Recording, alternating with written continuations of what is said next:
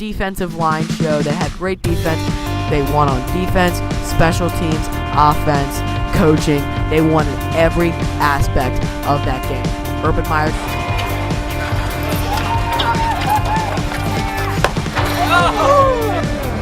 This little blue stripe right there, and I always like the relics with the nice blue, with the nice stripe down them.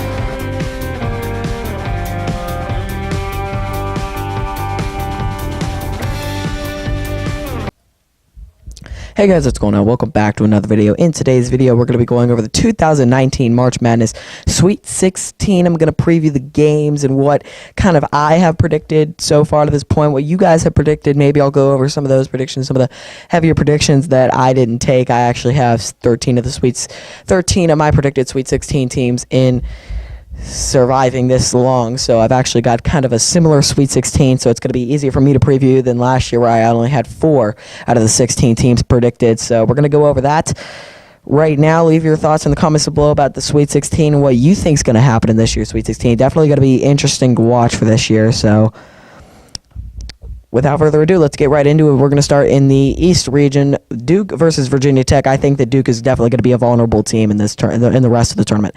Showing that against UCF, they definitely should have lost that game. Just so many opportunities for UCF to win the game, although I did think RJ Barrett pushed off on that one rebound put back to take the lead for good with 11 seconds left.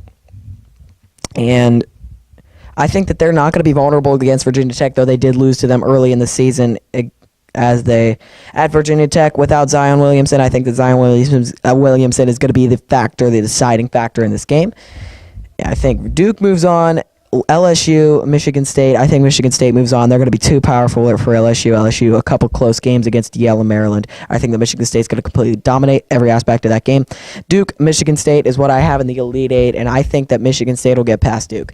I think that Duke is a vulnerable team, very much. They showed that against UCF, and I think that their freshmen are going to kind of go to sleep, kind of fold under Duke. They're a senior-led team by senior Cassius Winston, Big Ten Player of the Year. I'm really high on Cassius Winston, and I really think that he is going to lead Michigan State to a big W into the Final Four. Now we're going to go down below it to the West region. We got Gonzaga, Florida State, a rematch of last year's Sweet 16 matchup in the same West region, although there was 4-seeded Gonzaga and 8-seeded Florida State. 9-seeded Florida State. Florida State ended up winning that game. I think Gonzaga is going to get their revenge led by Rui Hachimura.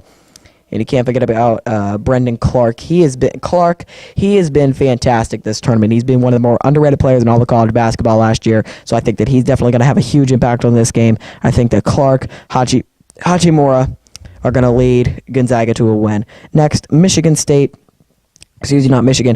Texas Tech. I think Texas Tech wins this game. Michigan, they can definitely be weak in some spots. Texas Tech is a team that can expose a lot of weaknesses. They exposed every little weakness Buffalo had in that route of a win. I think Texas Tech wins. Gonzaga, Texas Tech. I think Gonzaga ends up coming with a victory and going to the Final Four. They'll be Hachimura and Clark in a very close game. Texas Tech, I think they're definitely going to make it a game. They're going to lead for a good portion of that game, but I think that Gonzaga is just a late team that they can win late games. I think that Gonzaga ends up coming out with the victory and going to the Final Four. Next, we're going to go to the South region.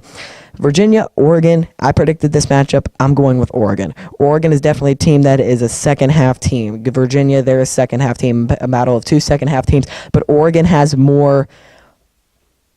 They show a lot more in the first half. I think that Oregon's going to win this game by having a stronger first half. Oregon goes to the Elite Eight.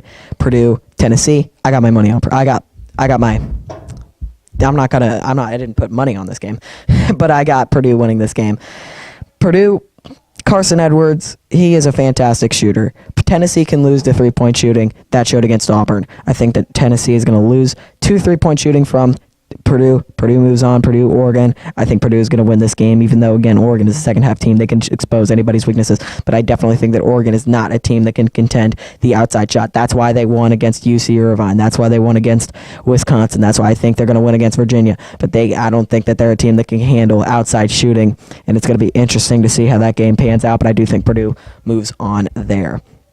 Next, final region that we're going to preview here, the Midwest region. North Carolina is going to be taking on Auburn, they've had a nice run in this tournament, just surviving against New Mexico State and then absolutely hammering Kansas in their next game, coming back with firing on all cylinders. Charles Barkley's team, I think that their run comes to an end. I think North Carolina is going to be too much for this Auburn team, and I think the Tar Heels move on to the Elite Eight. Next matchup that is scheduled is going to be Kentucky versus Houston. I think Kentucky wins this game. A lot of people are high on Houston to possibly win this game. I'm actually in a bracket pool with somebody that picked Houston to win the national championship. I do not think that they're going to make it that far. I think that Kentucky is going to be able to defeat Houston, and I picked Wofford to win that game, but I definitely think that Wofford would win that game. Just McGee didn't show up. Their three-point shooting didn't show up. I definitely think that there's spots Kentucky can be vulnerable in, but it's the same spots Houston's going to be vulnerable in. A close game, I think Kentucky moves on. North Carolina versus Kentucky, I'm going to have to go with North Carolina. North Carolina led by Cameron Johnson and Luke May, plus you have Kobe White, who has the maturity of a senior. He's definitely a senior. He's a top caliber player. I think North Carolina is very strong, and they get to the Final Four. That's my Sweet 16 preview. Thank you for watching this video. Leave your comments down below of how your bracket's doing. Is it very good, or is it not very good at all? My bracket's doing better than any other year, even though it's not the best bracket in the world. There is still a perfect bracket out there, so that'd be interesting to see if we finish with a perfect bracket this year. But that's going to wrap it up for the video, guys. Thank you for watching this Sweet 16 preview. Like, share, and subscribe if you want more videos just like this. I will have a Final Four preview and Final Four predictions and national championship predictions and things like that when those come up on April 6th and April 8th. So it's going to be interesting to see that. Leave your thoughts in the comments below about how the Sweet 16 will shape out and how the Elite 8 will shape out. And until next time, again, thank you for watching the 2019 March Madness Sweet 16 preview.